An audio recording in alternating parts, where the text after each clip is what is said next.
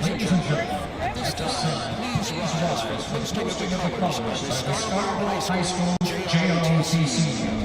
Cadet Staff Sergeant Emmanuel Munoz, Cadet Staff Sergeant Alison Sagan, Cadet Corporal Ritza Lopez, Cadet Sergeant Miguel Pena, and please remain staff for Tom Domino, Rice University's Shepherd School of Music, performing National Anthem.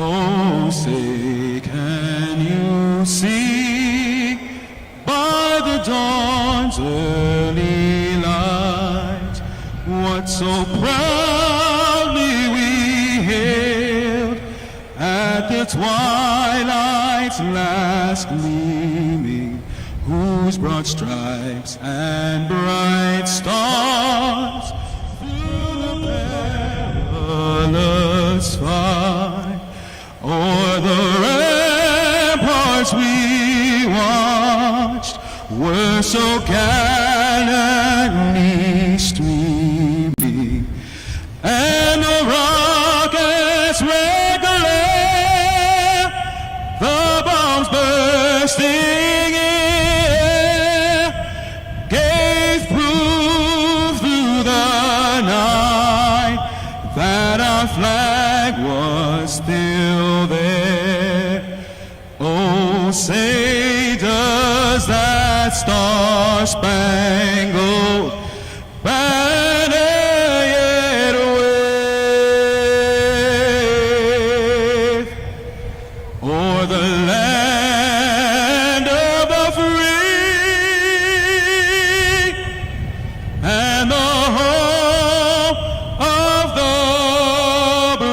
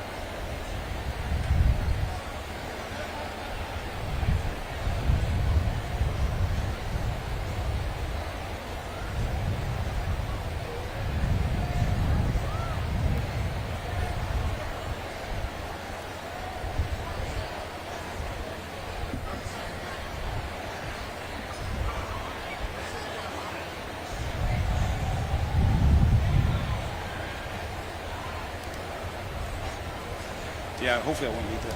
And I'm going to have to turn it over. I'm only doing a little bit and then coming back, so I'll take it with me.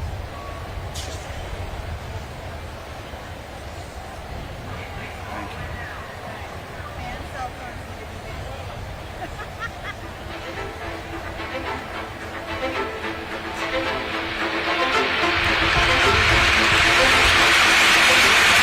We choose to go to the moon in this decade and do the other things, not because they are easy, but because they are hard.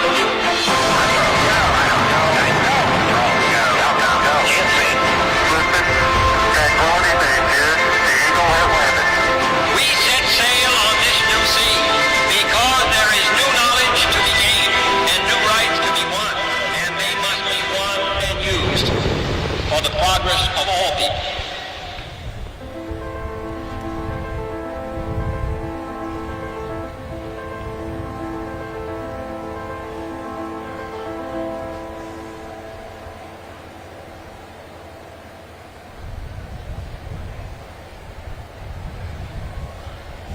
Good morning. Welcome to Rice. I'm David Alexander, the Director of the Space Institute here at Rice University. I'm so very honored to be here sharing, thank you. I'm so very honored to be here sharing this moment together with all of you. Today we remember the iconic speech that President John F. Kennedy gave here at Rice Stadium exactly 60 years ago. A speech that inspired a nation with the audacious vision to land a human on the moon for the first time. The legacy of those words live on to this day. They inspire and challenge a new generation of explorers, they're all sitting over there, to take up the mantle to return to the moon. And from there, cast our vision deeper into space and turn our dreams of humanity's destiny among the stars into reality. Thank you for sharing this celebration with us. Now we have many special guests with us this morning, and we thank you all for being here. I would like to especially acknowledge those of you in the audience who attended that speech all those years ago. Please stand and be acknowledged wherever you are in the stadium.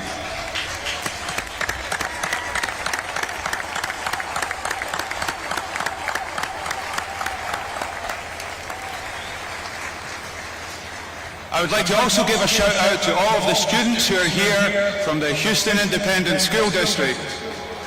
Let me hear you.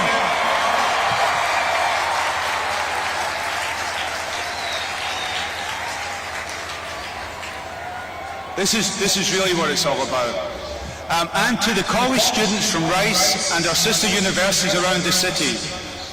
Most of you will be alive 40 years from now when we will be celebrating the 100th anniversary, and who knows, perhaps we will even have a live feed from the women and men living and working on the moon. With his enduring words, President Kennedy inspired a generation of astronauts, scientists, engineers, and explorers to make the impossible possible. Join me in learning more about the impact of the speech and take a moment to hear from the director of the John F. Kennedy Library, Alan Price, and NASA Deputy Administrator, Pam Melroy. Thank you.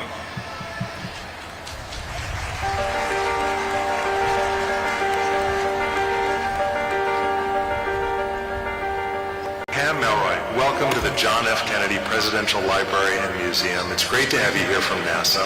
Thank you, Alan. It's really an honor to meet you, and it's an honor and a thrill to be here. It's an absolutely beautiful museum.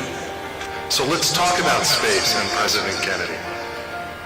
The speech at Rice University, although it followed a message that he had sent to Congress, in so many ways captured the moment in a very specific way. His direction about sending a man to the moon, and he talked about doing other things as well, returning him safely by the end of the decade. It's iconic. The speech, I think, is remarkable, and I'm so glad that it continues to resonate and inspire today. I think that some people don't fully appreciate the ambiguity of the science at that time and how bold that statement was. And yet, this bold statement of we're going to do it and bring them back safely, an extraordinary statement. I think it was a statement of belief in the capability of America, Yes. that we could solve those problems. And I think that has really stuck with me. One of the things that I see about NASA is once we have decided what it is, the thing that we want to do, everyone just goes and does it. And I think that speech kind of can do it, and then we're going to prove to you that we can. And I think that lingers today.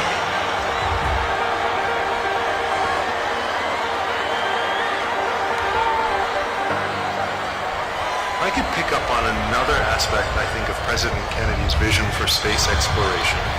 Though clearly one of the motivators at the time was Cold War and concern that Sputnik had gone ahead of us and who's going to grab the high ground. But he had a vision that space would be an area for international cooperation and collaboration. It is a beacon for peaceful cooperation, and we're seeing that on the International Space Station with our partners from all around the world. It is a place that we can continue to always have conversations with each other and work together towards a common goal, even when things are really tense here on Earth.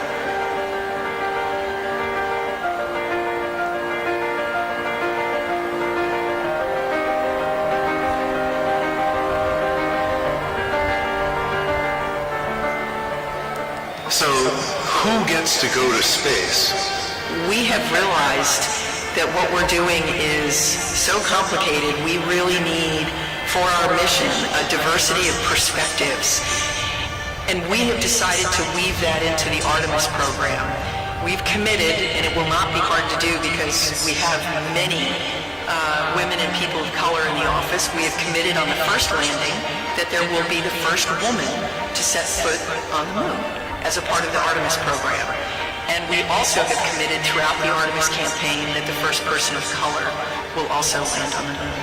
That is incredibly important to us. Super exciting. It's about time. It is about time. I couldn't agree more. Congratulations.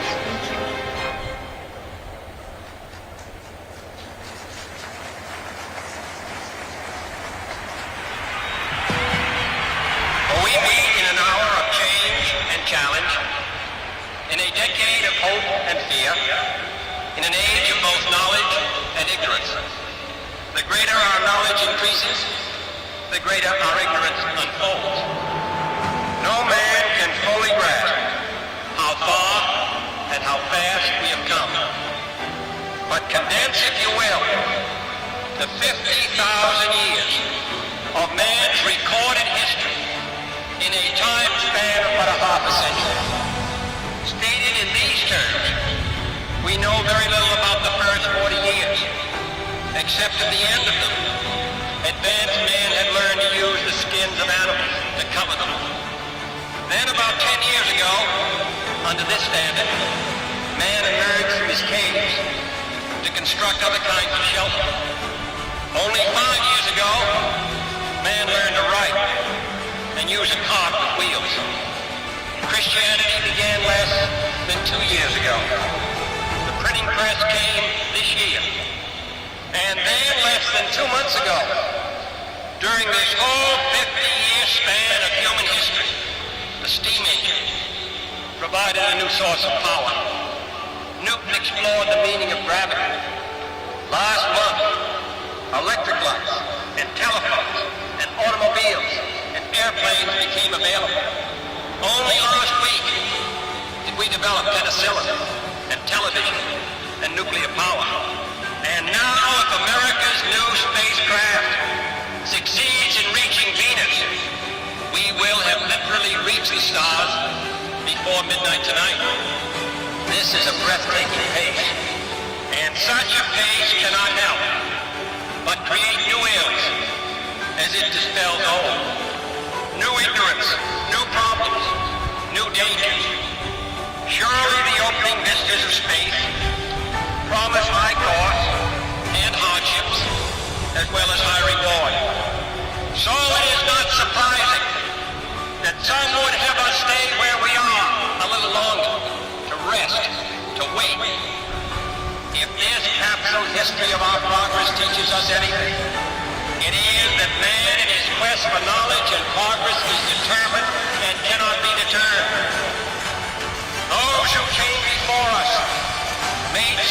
that this country rode the first waves of the Industrial Revolution, the first waves of modern invention, and the first wave of nuclear power. And this generation does not intend to founder in the backwash of the coming age of space. But why, some say, the moon? Why choose this as our goal? And they may well ask, why climb the highest mountain? Why, 35 years ago, fly the Atlantic? Why does Rice play Texas?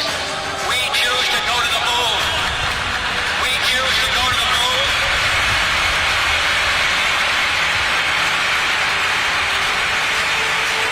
We choose to go to the moon in this decade and do the other thing.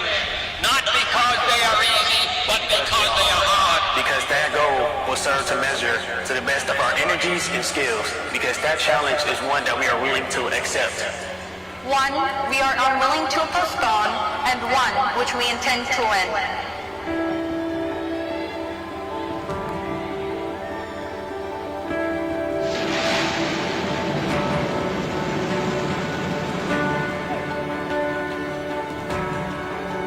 We do not intend to stay behind, and in this decade, we shall make up and move ahead. The growth of our science and education will be enriched by new knowledge of our universe and environment. By new techniques of learning and mapping and observation. By new tools and computers for industry, medicine, the home, as well as the school.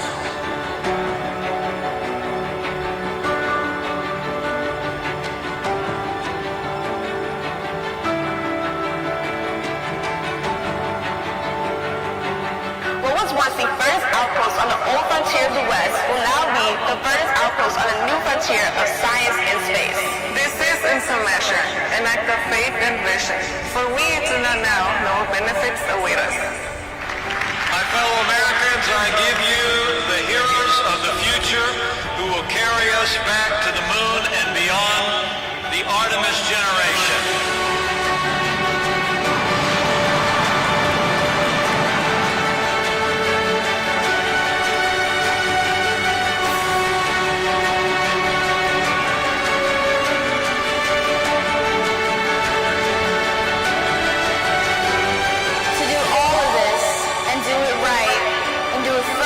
Before this decade is out, we must be bold. And therefore, as we set sail, we ask God's blessing on the most hazardous, dangerous, greatest invention on which man has ever embarked. Thank you.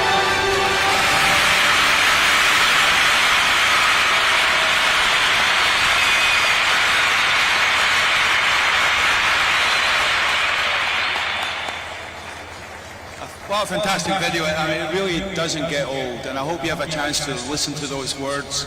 And I'm looking at you, Houston ISD. I'd like to start today's live programming by welcoming to the stage Professor Reggie DeRoche, the 8th President of Rice University. Reggie.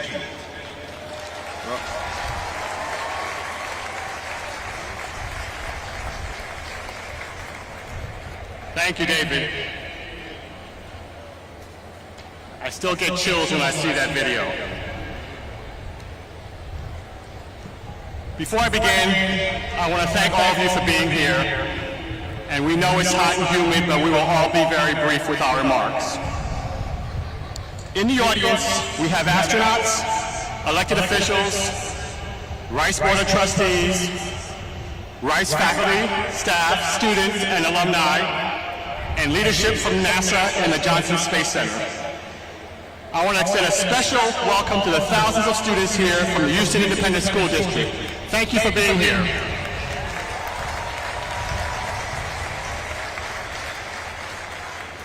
And again, I want to acknowledge all of the Rice alumni here today who were in Rice Stadium 60 years ago. It's amazing that so many of you could join us. We gather here in Rice Stadium to celebrate a challenge and to renew a commitment. Let us remember that throughout almost all of human history, people looked into the night sky and beheld the moon as a distant wonder, something eternally out of reach. Flying to the moon was a metaphor for the impossible. But here in this stadium 60 years ago, President John F. Kennedy boldly proclaimed that his generation would choose to make what seemed impossible a reality. One of Rice's alumni, Bill Broyles, who sat in the stadium on that day, would later put it succinctly when he wrote the screenplay for the movie Apollo 13. It's not a miracle, we just decided to go. With 7 words, we choose to go to the moon, President Kennedy changed the course of human history and cemented Rice University's place in the lore of America's space program. Kennedy had established the goal of landing astronauts on the moon more than a year earlier in a joint session of Congress. But it was the challenge he issued here at Rice that put the space race into overdrive. Within months of Kennedy's speech, Rice provided NASA the land for the Johnson Space Center and became one of America's first universities to establish a Department of Space Science. Within 18 months, satellites built at Rice were being launched into orbit atop American rockets. By the time Apollo 11 landed, several dozen graduate students and countless undergraduates had helped build instruments that made historic breakthroughs and remain on the surface of the moon today. Over the following 6 decades, the ties that formed between NASA and Rice in the early 1960s have continued to grow and support our nation's exploration goals and advancement of human and robotic spaceflight. Rice researchers played a key role in building the Hubble Space Telescope, and Rice faculty were co-investigators on numerous robotic explorations of the suns and planets, and they have a supporting role in NASA's current mission to the moon, Artemis. Rice's proud heritage of collaborating with NASA since the space agency's founding is evident all over our beautiful campus. Outside this very stadium, there is a moon tree donated to Rice by Rosemary Russa, who's in the stadium with us today. She's the daughter of Apollo 14 astronaut Stuart Russa. Rice is privileged to be a partner in pursuits related to space exploration and to be part of an historic collaboration with NASA that supports some of the world's most important research and educational outreach. Simply put, we are partners in the pursuit of knowledge. Such knowledge, in the words of John F. Kennedy, must be won and used for the progress of all people. Now a new generation chooses to go to the moon, and once again, Rice proudly takes wing with NASA and a nation destined for the stars. And now, I invite Johnson Space Center Director Vanessa White to the podium. Thank you.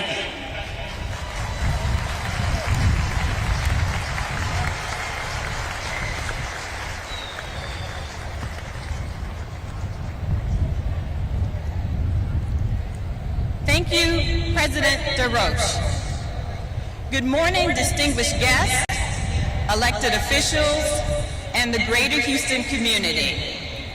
I'd like to especially welcome the hundreds of students from the Houston Independent School District.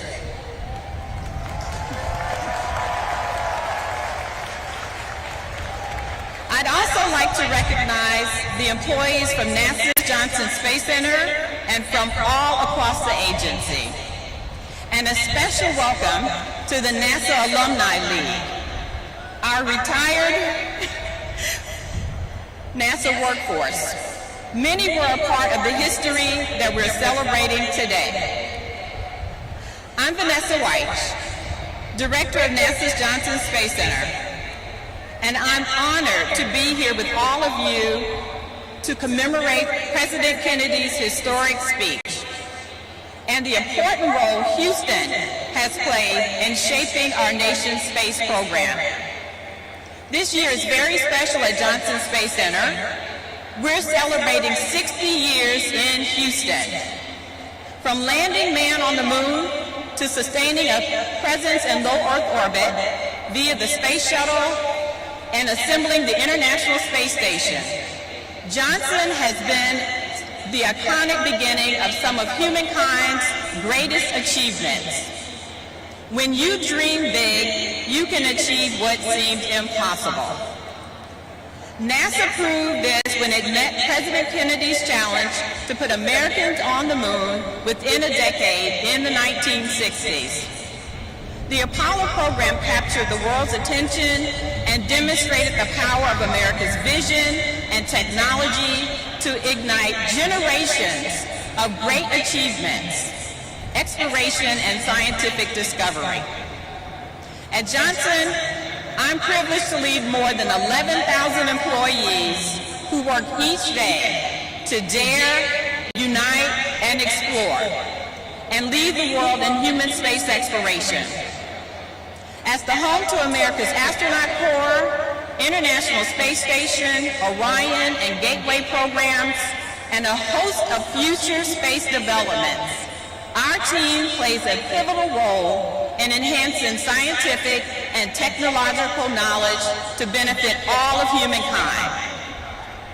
NASA's journeys have proved technological breakthroughs push the frontiers of scientific research and expand our understanding of the universe.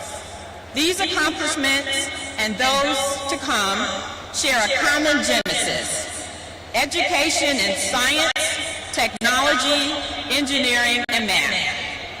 And for me, that involves increasing academic partnerships in NASA projects, enhancing high school education, supporting underrepresented communities, strengthening online education, and boosting NASA's contribution to informal education. The intended outcome is a generation prepared to code, calculate, design, and discover its way to a new era of American innovation. We seek to create opportunities for a diverse set of students to contribute to NASA's work in exploration and discover. Recently, I signed Space Act agreements with all of the universities in our local area, including Rice University, to enhance our academic partnerships. With our Artemis Moon to Mars exploration program, NASA will put the first woman and the first person of color on the lunar surface and build a sustainable presence there.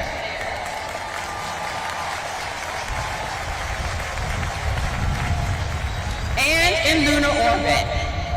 Then we will use what we learn to take the next giant leap, sending astronauts to Mars.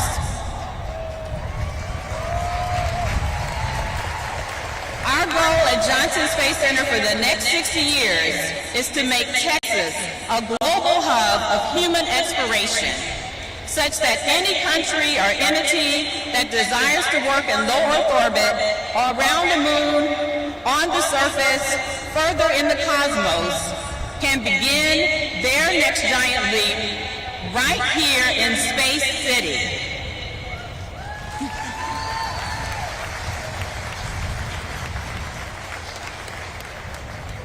As you listen to the guest speakers today, I challenge everyone to get involved and help us grow the next generation of explorers.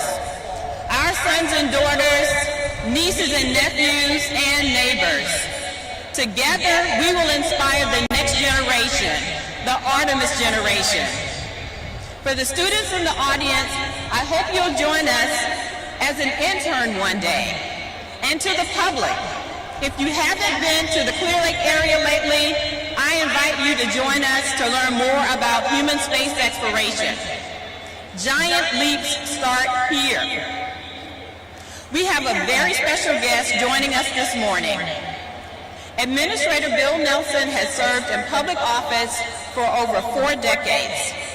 First in the state legislature and U.S. Congress, then as a state treasurer. He was elected 3 times to the United States Senate, representing Florida for 18 years. In 1986, Administrator Nelson flew on the 24th flight of the space shuttle. The mission on Columbia orbited the Earth 98 times over 6 days.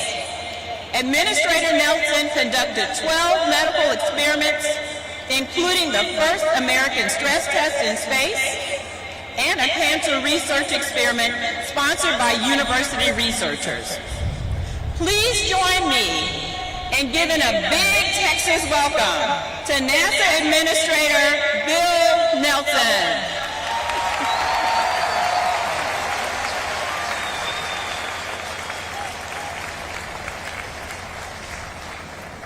If it's any consolation to you students, it was as hot 60 years ago in this stadium with the president as it is today.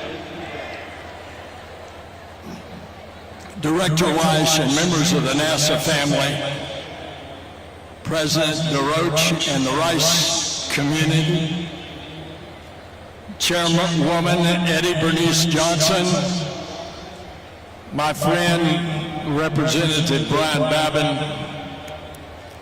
my very good friend Sheila Jackson Lee, my old friend Al Green, my new friends Sylvia Garcia and Lizzie Fletcher, and Mr. Mayor Turner, and of course the educators and students from the Houston Independent School District. So thank all of you for being here.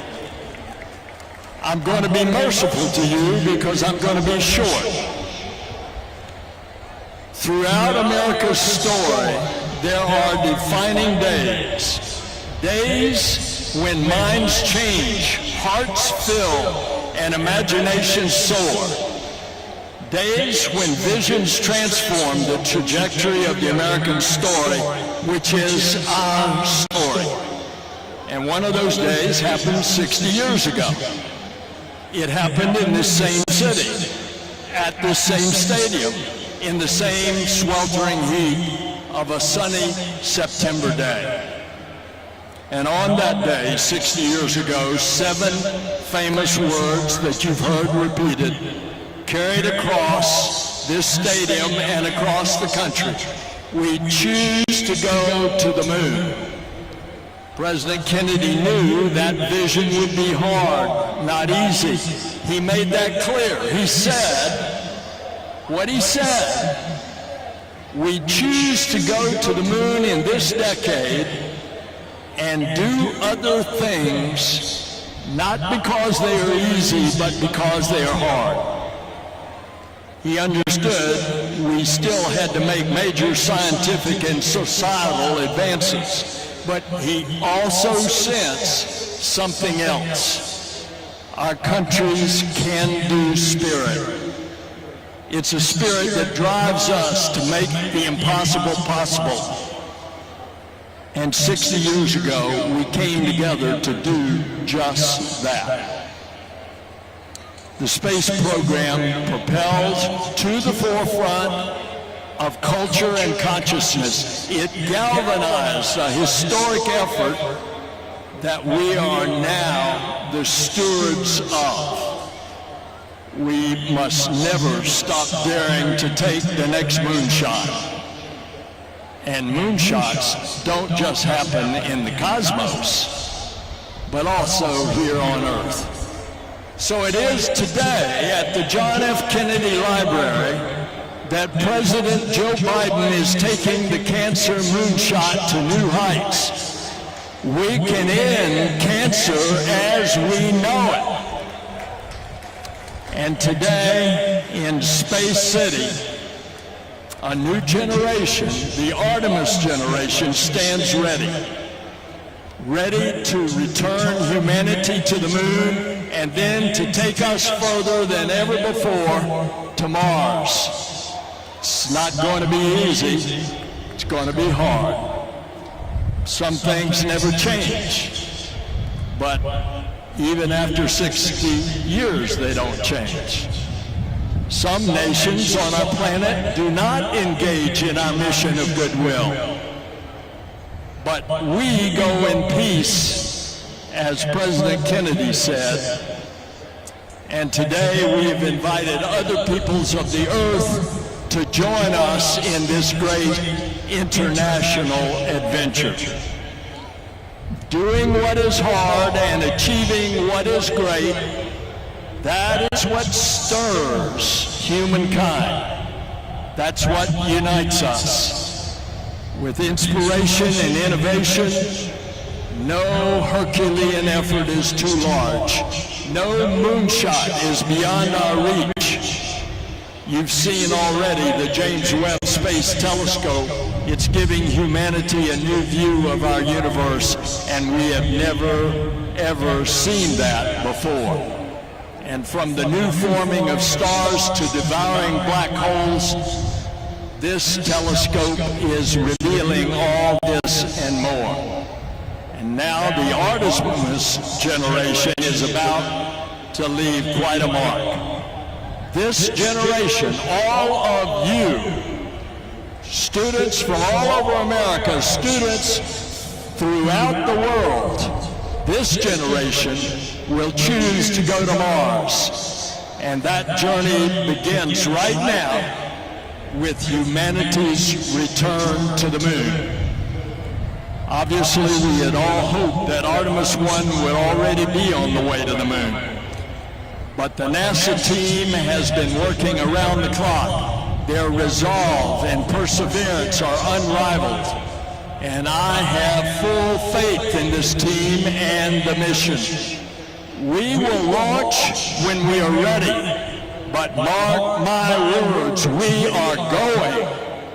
And when the final go is given, Artemis 1 will roar to life and soar to the moon.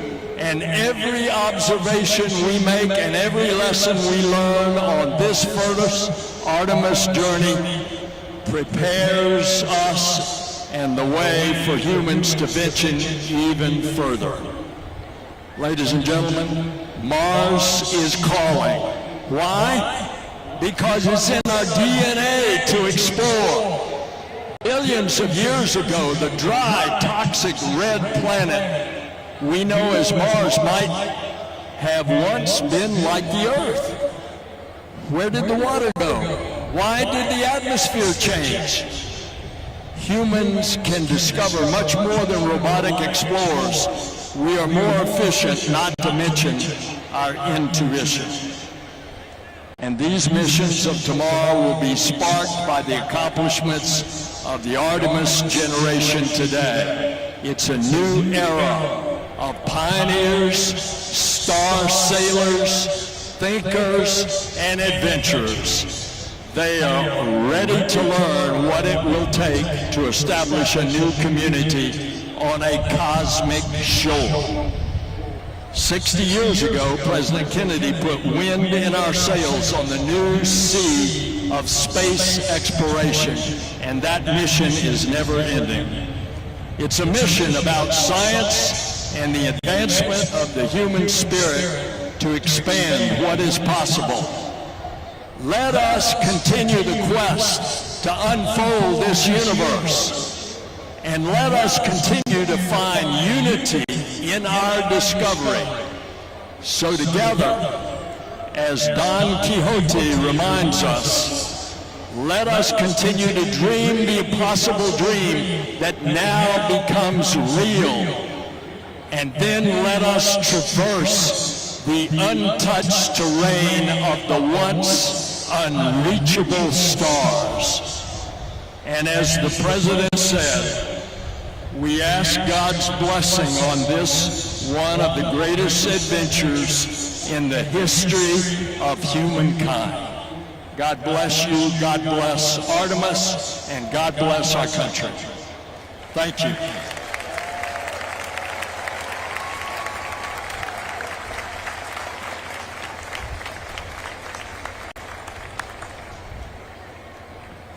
Thank you, Administrator Nelson. So now we're lucky here in Texas to have representatives who are supportive of the Artemis program, the future of space exploration, and NASA's many missions.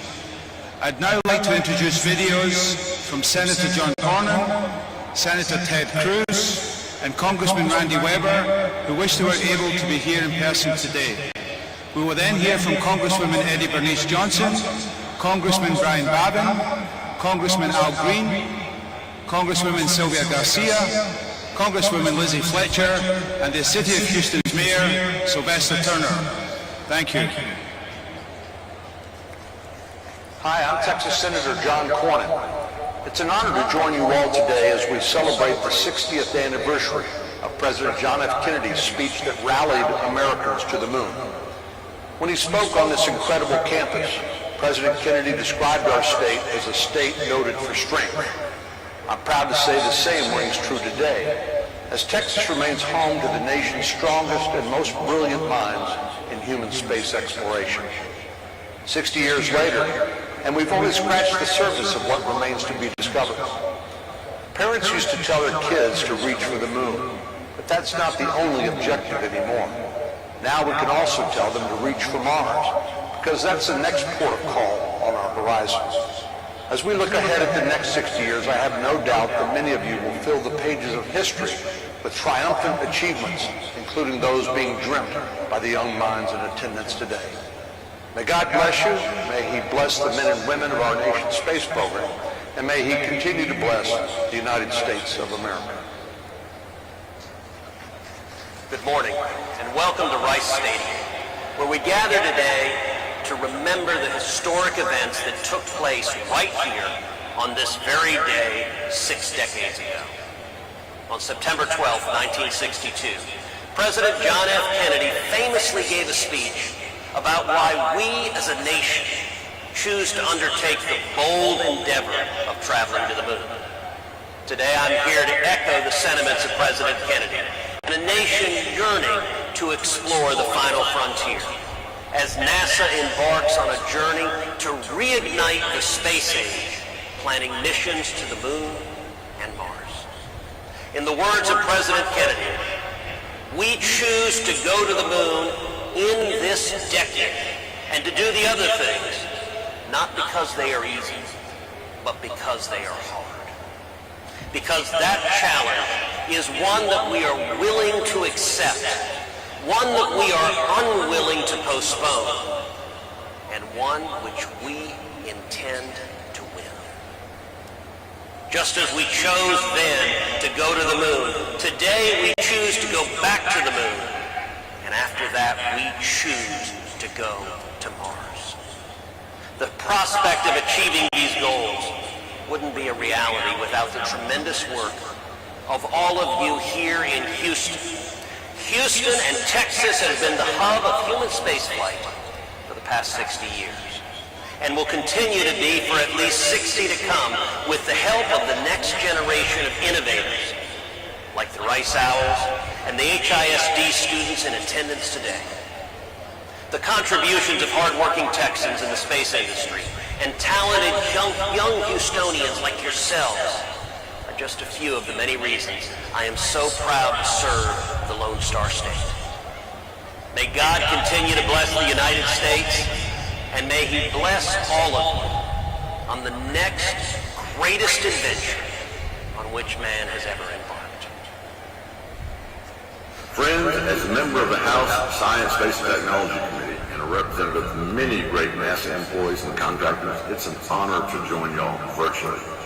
You know, I still remember President JFK delivering his famous speech 60 years ago. I know I'm dating myself here, but this speech was powerful about the challenge to land Americans on the moon.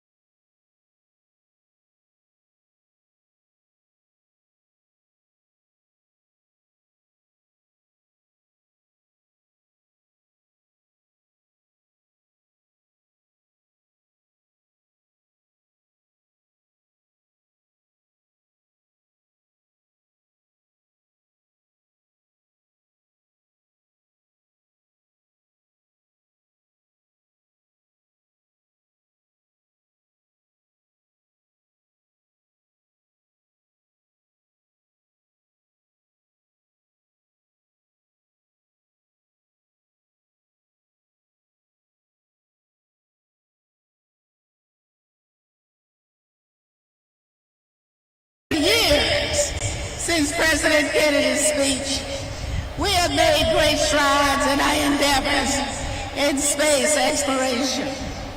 Americans now live and work on the International Space Station. Our rovers are exploring the surface of Mars. Our telescopes are peering into the depths of the universe, and so much more. And many people comment all the time about how much it costs. I want to share with you, for every dollar we invest, we get $7 back in services and materials. So as I look at this crowd today, I see the faces of rising generations. Nothing in my experience in working with this committee and students is more fascinating than space exploration. So we must encourage our young people to keep that interest. Our work is just really beginning. And soon, thanks to the Arabis program, you will have a chance to experience Americans once again landing on the moon. Except this time, the first woman and the first person of color will be a part that steps on the moon. I hope one day some of you students that's here today will follow in their footsteps. To everyone here, and especially to our students, whether or not you pursue a career in space exploration, I hope you keep the words spoken here 60 years ago in mind. Choose to do the hard things more often than not. Your efforts will land you where you never thought would be possible. We never dreamed that we'd reach this 60 years later, but we have. And we've gained so much from it, and there's so much more to explore. Thank you for being here to give homage to the dream of President Kennedy. Congratulations, Rice.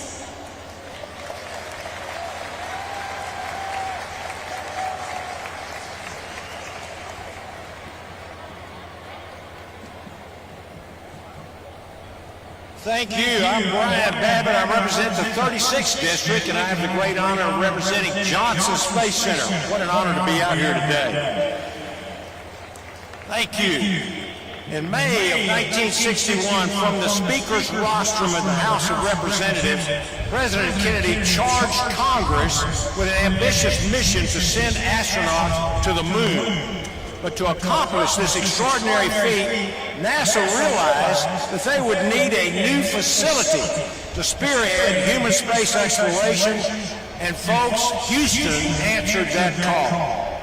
1 year later, President Kennedy stood right here at Rice University Stadium to proclaim, this city of Houston, this state of Texas, this country of the United States was not built by those who waited and rested and wished to look behind them. Houston was given a mission, the Manned Spacecraft Center. Now NASA's Johnson Space Center in Houston would lead this country's extraordinary efforts in getting Americans to the moon. Kennedy declared, we choose to go to the moon in this decade and to do other things, not because they are easy, but because they are hard. You've heard this many times today.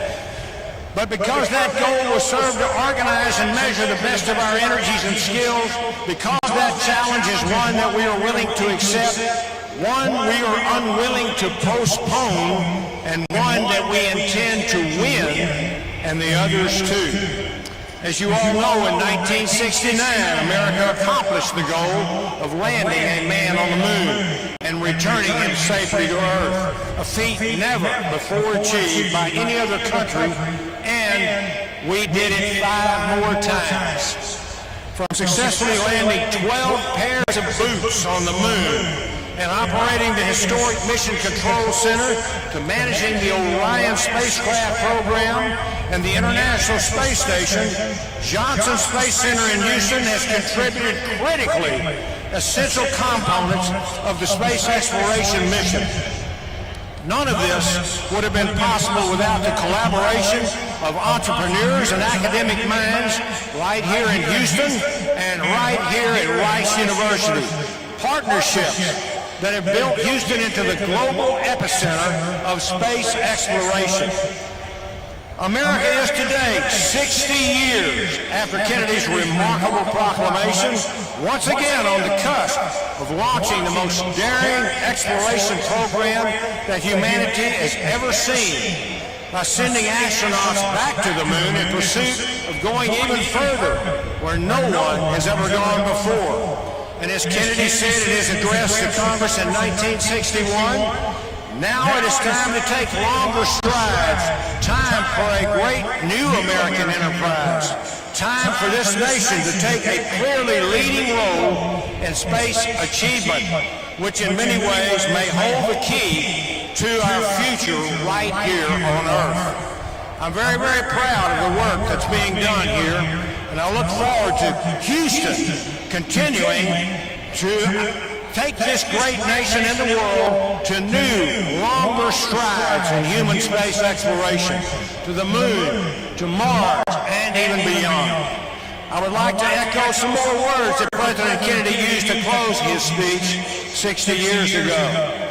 He asked, I ask for God's blessing on the most hazardous, the most dangerous, and the greatest adventure on which man has ever embarked.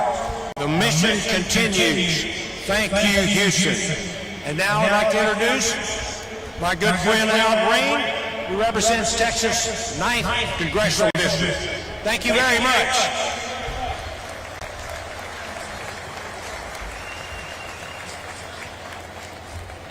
Congressman, thank you very much for your very kind and warm introduction. To the students who are here today, are you ready to go back to the moon? Do you believe we can go to Mars? Would you like to go to Mars? Well, first you're going to have to listen to this speech. Friends, President Kennedy had something unique. The French call it je ne sais quoi, something very special. It was that something special that made him very special among the presidents of the United States of America. And when he gave his speech right here at Rice University, he explained to us and engendered within us a can-do, we can do it, and it must be done attitude that permeated the zeitgeist of his time. In his inaugural address, he indicated, let us go forth to lead the land we love, asking his blessings and help, but knowing that here on earth, God's work must truly be our own. He was a believer in getting it done by putting our hands on whatever issue was to be done and making sure that we were successful because we are Americans. We do things, we get them done, and we will be the first to do them because we were the first to go to the moon.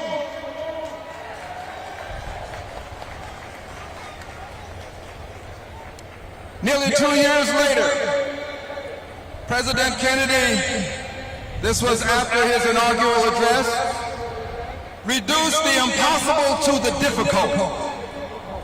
And the difficult he reduced to a matter of choice when he proclaimed that we choose to go to the moon in this decade and do the other things not because they are easy, but because they are hard.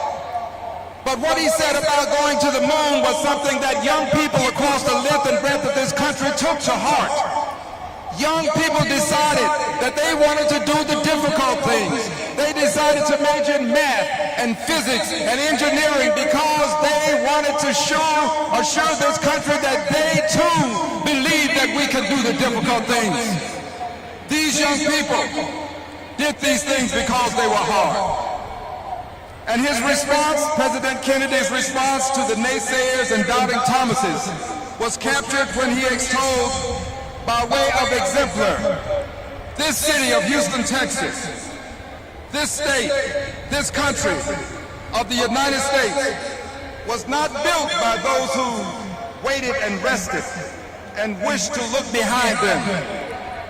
Further, he indicated the exploration of space will go ahead whether we join in it or not.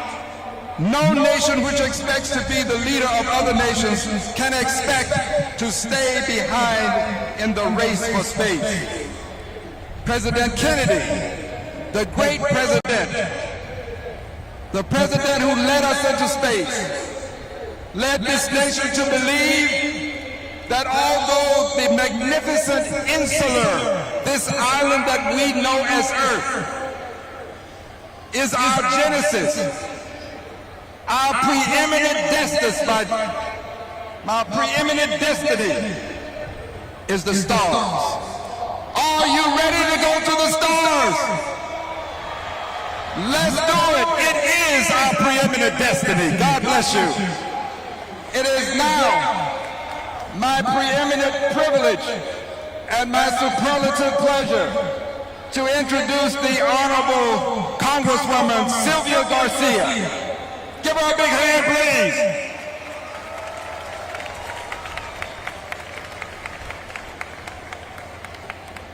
Thank you, Congressman. Buenos dias. Hello, everybody.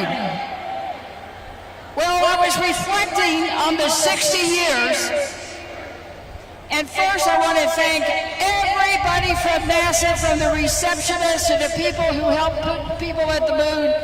Thank you.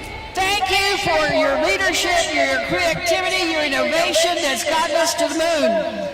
Because the challenge that was made here 60 years ago would be an empty challenge if we did not have the funding, if we did not have the collaboration, if we did not have the partnerships to get it done. So thank you to the entire NASA family for doing your best in getting this done. Then I started thinking about when I was about the age of all of these students. I grew up one of 10 children in South Texas, and I'm sort of in between the NASA, the air station in Kingsville and an air station in Corpus Christi. And I remember many times seeing the jets flying. We'd rush out of the house and just watch the planes go by and wonder what it would be like to fly. Now kids today look at the moon and look at Mars and wonder what it would like to walk on the moon and later go on to Mars. That's what this is all about, is dreaming. So while we celebrate 60 years, I look forward to the next 60 to make sure that we choose to go to the Mars and more. In getting there, I want to thank and celebrate also NASA's commitment to diversity and inclusion. You heard it. Artemis will have the first woman and the first person of color to walk on the moon. That took a long time to do. We still remember Sally Ride, our first woman. We still remember Dr. Tang Diaz, our first Latino. But we need more. Because just like HISD has kids that speak 122 languages, representing all kinds of countries, we want to make sure that the moon and Mars looks like HISD in Houston. So thank you, NASA, for your commitment and for your strength in moving forward. So as I look again and think about those years growing up, all my brothers played football. All my sisters were cheerleaders. I was the nerd. I was not a cheerleader. But now I'm a NASA nerd and I cheer for NASA. So all things good. So again, thank you to Rise for hosting us. Thank you to all of NASA. It is now my pleasure to introduce one of my colleagues who serves on the committee with jurisdiction over NASA and NASA funding, Lizzie Fletcher.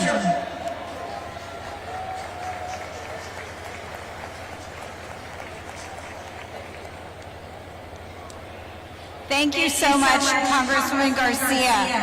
I am so glad to be with all of you today on this historic day where we stand again where President Kennedy stood 60 years ago and addressed the assembled crowd as well as the nation and the world.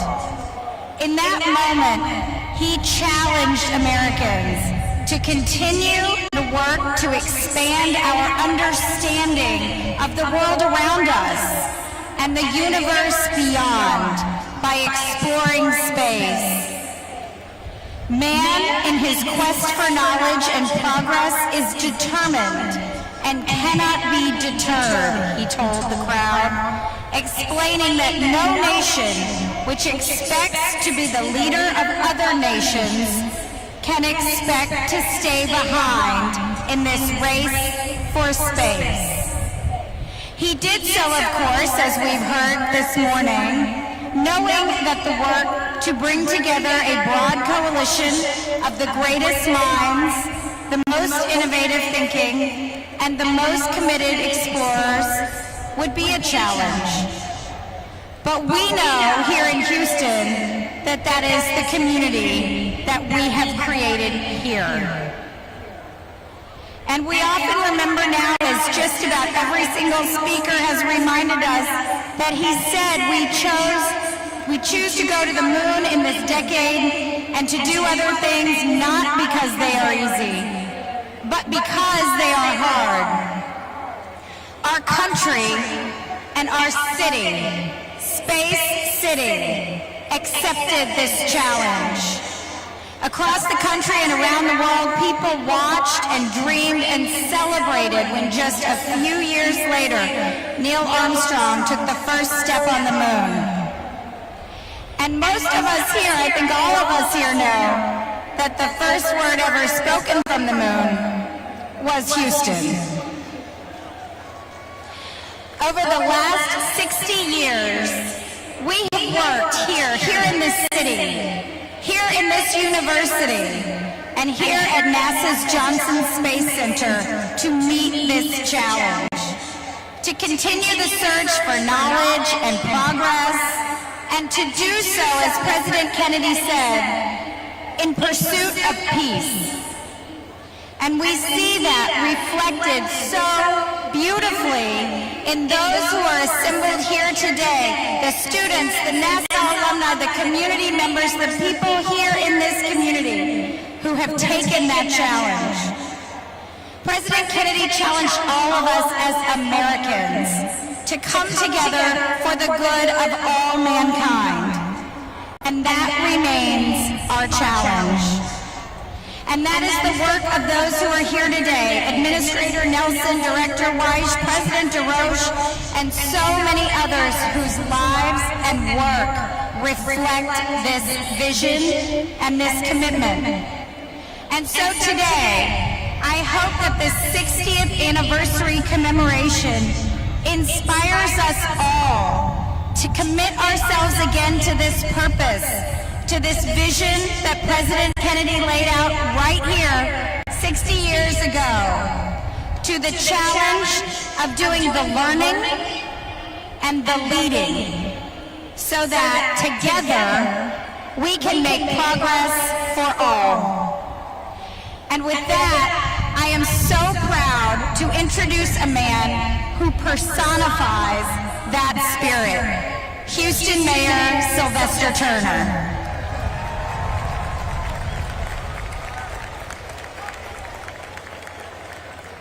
Thank you so very, very much. If you will, let me adopt everything that has already been said. Let me thank you all for being a fantastic audience. 60 years ago, President Roach, it was hot and steamy. Administrator White, it was not easy. People were sweating. It was hot. But the very fact that you all have been here and listened to one person after another, it signifies it has not been easy. But you have chosen to be a part of this audience. And that's what Houston is all about. We endure the heat, we endure the steam, we fan, we sweat, but in the end, we make it happen. So to my council members, Councilmember Cadman, Councilmember Robinson, to NASA, to the Johnson Space Center, to Rice University, the professors and the staff, now let's move forward. This is a different city than 60 years ago. We are more diverse, we are even smarter, we are more prepared, and we are ready to make it happen. Now let's go back to the moon, let's go to the Mars, and I'll see you down the road. Let's enjoy it.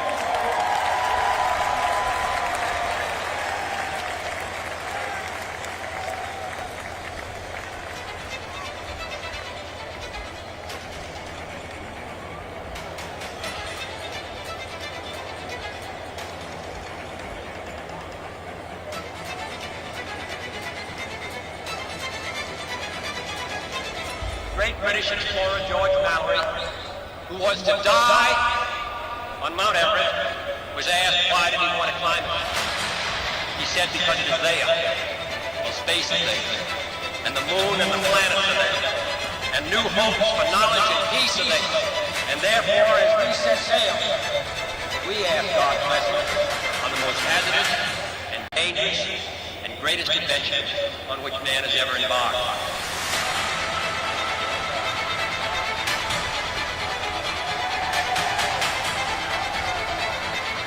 We set sail on this new sea because there is new knowledge to be gained and new rights to be won, and they must be won and used for the progress of all people.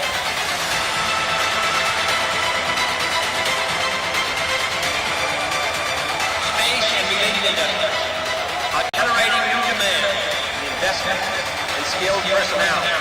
The growth of our science and education will be enriched by new knowledge of our universe and environment. To solve these mysteries, to solve them for the good of all men.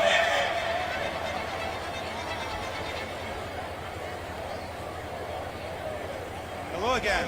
So for nearly 22 years, humans have lived and worked in space in a continuous unbroken streak to test new technologies, conduct scientific research, and learn what it takes to explore deep space at the moon and eventually Mars. At this very moment, this work is ongoing aboard the International Space Station. Let's now travel 250 miles straight up to hear the crew of Expedition 67 reflect on this particular moment in human history. Greetings from the International Space Station to all of you at Rice Stadium in Houston. I'm NASA astronaut Kjell Lundgren, joined by my crewmates and fellow NASA astronauts Bob Bynes and Jessica Watkins, as well as European Space Agency astronaut Samantha Christopher. We are honored to join the 60th anniversary celebration of John F. Kennedy's historic moonshot speech. Today is a day to reflect on how far we have come and to reaffirm our commitment to the exploration of space for the benefit of all. The Apollo program was an awe-inspiring example of what we are capable of when we commit our talents and resources to a complex goal. We are proud to continue that bold tradition today with more than 2 decades of continuous presence aboard the International Space Station. The work we're doing here on station builds on the Apollo program and helps to prepare us for the next chapter in human history under the Artemis program. We'll return to the moon, and from there, we'll prepare for human exploration of Mars. As a test bed for deep space exploration, the station is helping us learn how to keep astronauts healthy during long-duration space travel and demonstrating technologies for human and robotic exploration beyond low Earth orbit. International collaboration is what made the dream of a scientific and commercial orbital laboratory a reality. The remarkable achievements of the International Space Station are made possible by the diversity of talents and experience international partners bring to the project. With Artemis, NASA and its international partners will build on the decades of collaboration to press forward to the next frontier and land the first woman and the first person of color on the surface of the moon. Our long-term goal has always been to send humans to Mars, and the moon is an important step on that journey. With the experience we gained through Artemis, we will establish sustainable human transportation, habitation, infrastructure, operations, and science that enables deep space exploration. As we celebrate President Kennedy's historic speech, we are reminded that we count on the next generation to carry on the passion of exploration. We need you, the next generation of scientists, engineers, explorers, and other STEM professionals to join us in the excitement and make this dream possible. The Apollo generation laid the foundation of exploration. The Artemis program will now carry us to the moon, Mars, and beyond.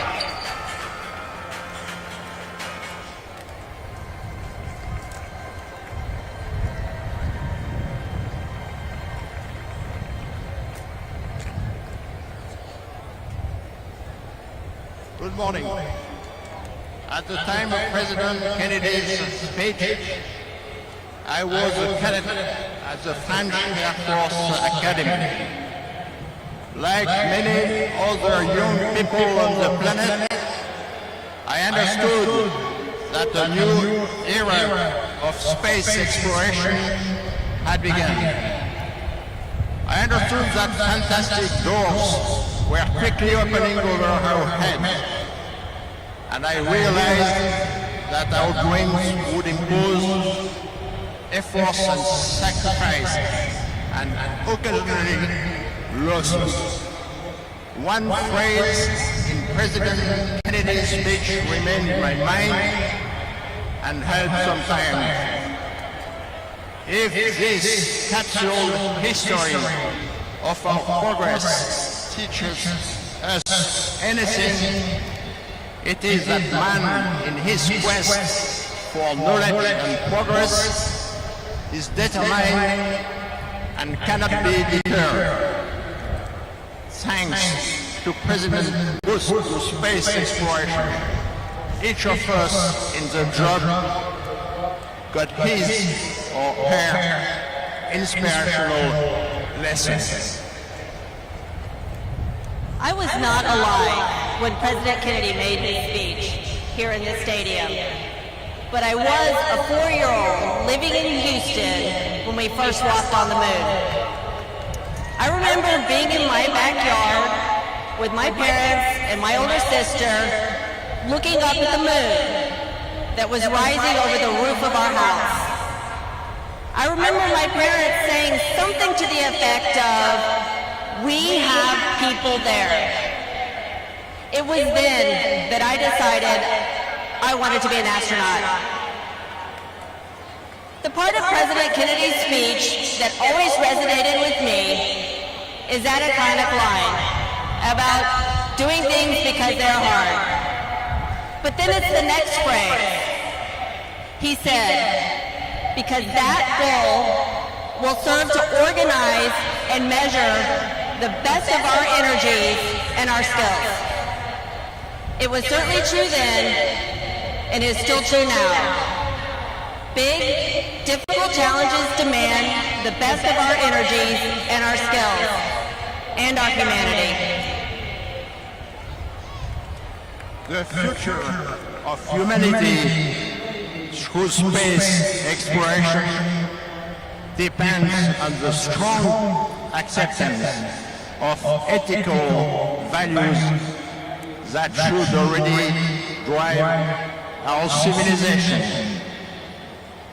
All of us, space travelers, can witness that the more we climb, the more we forget about the struggles on Earth, and the more we feel the fragile soul of our beautiful home planet. The full beauty of the Earth appears with distance. and we can appreciate thanks to the amazing discoveries of the Hubble and James Webb telescopes. Jean-Luc, you are right about the beauty of the Earth. Looking down from the space station, one has a unique vantage point to take in the wonders of our planet. The continents, the oceans, the clouds.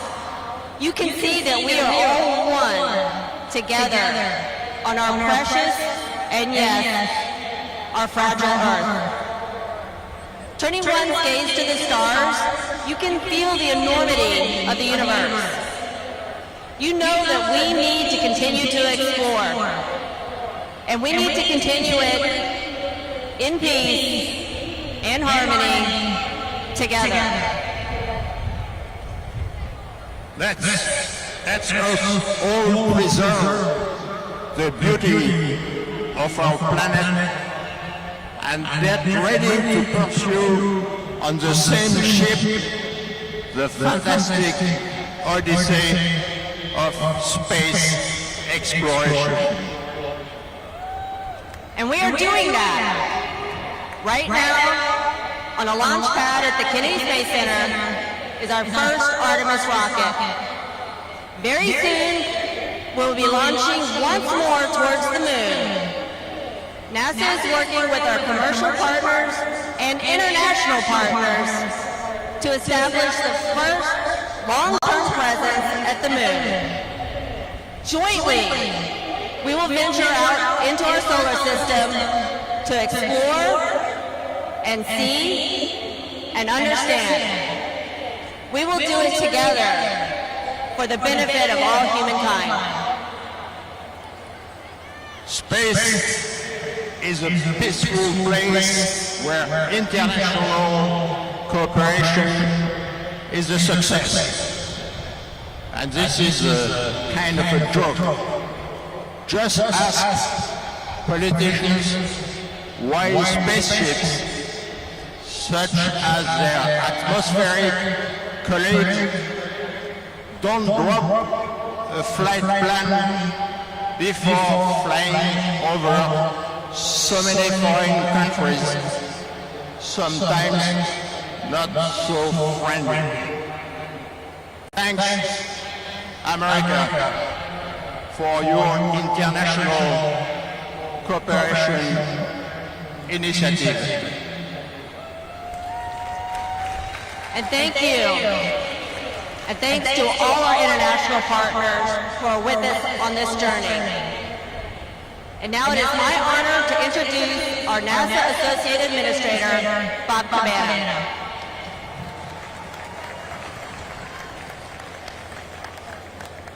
Thank you, Shannon. All right. We are going. Now, as JFK declared 60 years ago, we are choosing to go. And we're going together.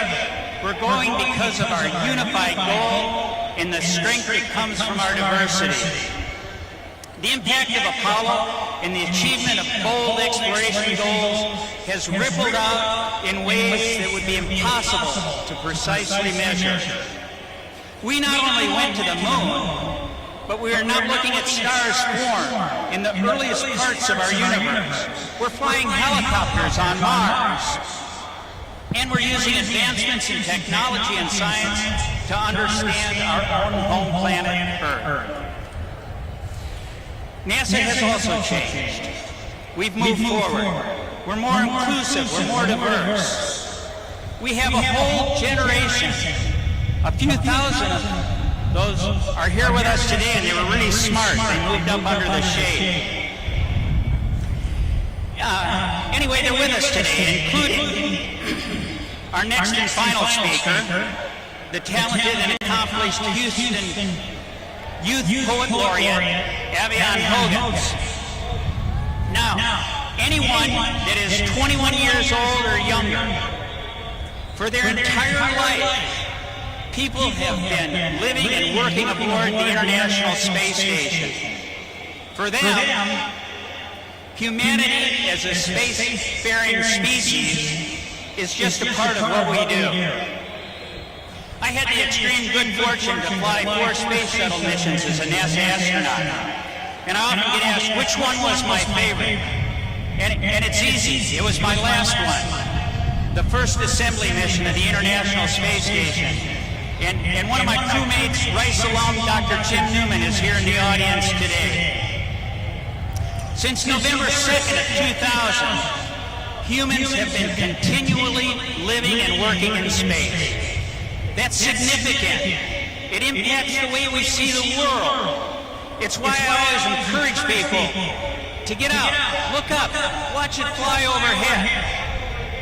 Now, if you missed it at 5:30 this morning, I doubt most of you were out then. Weather permitting, there's another 4-minute opportunity at 8:30 this evening as it comes over Houston. I love to watch it pass over and know that my friends are up there, advancing technologies we need for the new Artemis missions, to the moon, and paving our way to the future. Today's students, those here with us today, and in classrooms throughout the country and around the world, have not seen us send people to the moon yet. But they will. We are going. We are going to explore the unknown. What is life like on the south pole of the moon? What can we learn from the formation of our own planet by being on the moon? How can we live further away from Earth? Our goals are ambitious.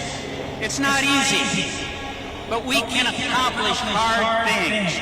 We dare mighty things. We are so close to launching the first Artemis mission with our Mega Moon rocket, the Space Launch System, and the Orion crew capsule with 4 astronauts. We're going to put those spacecraft through a rigorous mission without crew in the extreme environment of deep space to prove we're ready to fly crew on the Artemis II mission. On this first Artemis mission, Orion will fly further from Earth than any spacecraft built for humans has ever flown, and stay in space longer without docking to a space station than any ship has ever done before. And then it will return home faster and hotter than ever before. Astronauts on their first flight aboard the Orion spacecraft on Artemis II will lead the way so we can land the first woman and the first person of color on the moon on Artemis III. These early missions will enable future lunar surface missions, preparing us to send astronauts to Mars. You are living in an incredible time for human spaceflight, and I hope that you are as excited about it as I am. The scientific discoveries we'll make on these missions will enable humanity to learn more about our universe. And Artemis is just one part of what we're doing at NASA. We have a place for you, no matter what. Come join us. It doesn't matter what you're passionate about, it just matters that you're passionate. That's where it all starts. Avian, I am so looking forward to you sharing your poem with us. I can't wait to hear what poems you're going to write and compose after the first woman and first person of color step down on the surface of the moon. So let's keep charging. But don't forget, keep looking up. See the stars, and look for the space station. And wave hello to those astronauts up there as we go to the moon and further with Artemis. Thank you.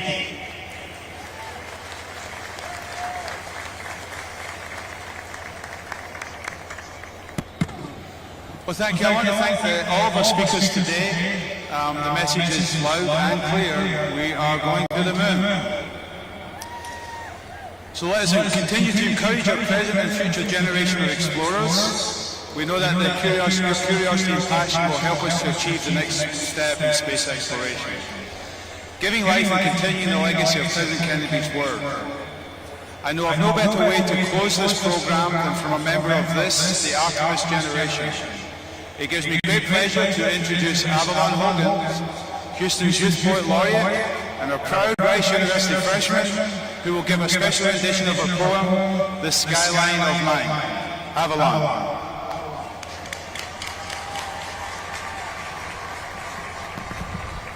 Hello, my name is Avalon Hogan. Along with being Houston's Youth Poet Laureate, I am also a freshman here at Rice University. I wrote a poem entitled Skyline of Mine.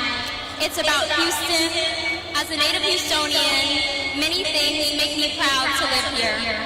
I am proud to attend the 6th best school in the nation. I am proud to be here today to commemorate such a monumental occasion.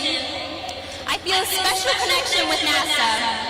My grandmother worked there for many years as a government worker and even received a letter from President Obama before her retirement honoring her work at NASA. My grandmother inspires me daily to be resilient and to follow my dreams. And I see this also in the city of Houston. That's what's so great about Houston. It's full of talented, hard-working individuals who inspire one another. This inspired my poem, Skyline of Mine, which is about how the people make this city so bright. I was born and raised here in the 4th Ward area as a shy kid who loved to write but was scared to speak her mind. But as I got older, I uncovered more and more about how truly unique and beautiful Houston's art and culture is here. It has been impossible to deny my own aspirations. Houston is full of creation and innovation, from the museum district to the med center to our own neighborhoods and the stadium we're in right now. I feel so proud to grown up to be a Houston artist. I hope one day I can inspire others to shine and reach for their own stars too. Skyline of Mine. My heart beats along to the foot traffic of downtown. Sidewalks guide me to my potential. Skyscrapers point me to my limitless limits. I hold my head high because I'm H-Town bound. Our culture, so influential, paints such a beautiful and diverse image. My city sparks hope. My city gives light. My city's my only home, and locally made, my city's my birthright. I've seen fireworks out my window. I've imagined my own Afro-American dream. I've seen thunder out my window. I've watched flooded gloom drain back to gleam. Houston strong, we rebuilt our legacy. Brick by brick, we regenerated our home. The days were long and dark in Hurricane Harvey, but Houston hope doesn't drown, it floats. The days were long and dark last year, when Texas snow turned to power gone. But as the freeze froze over, we huddled in closer, leaning on our community to keep us powering on. Dressed to impress, my home is the most diverse in the nation. Beyonce blessed, my home is the heart of aspiration. But the art is in the artist, and the food is in the cook. The singer is in the song, and the author is in the book. It's the people who make this place worth praising. It's the culture that makes this place so amazing. Who says you can't see stars in the city? They're coming down the highway, they're running through the park. Who says stars don't shine as bright in the city? In Houston, Space City nickname, we can see stars in the light and in the dark. Houston, we have a problem, and our Houstonians can solve it. Home to the wisest and kindest you'll ever meet. Shout out to the first-gen students at Rice University. Growing up and living in Houston has taught me so much about having pride, and I'm so proud to live under this skyline of mine. Thank you.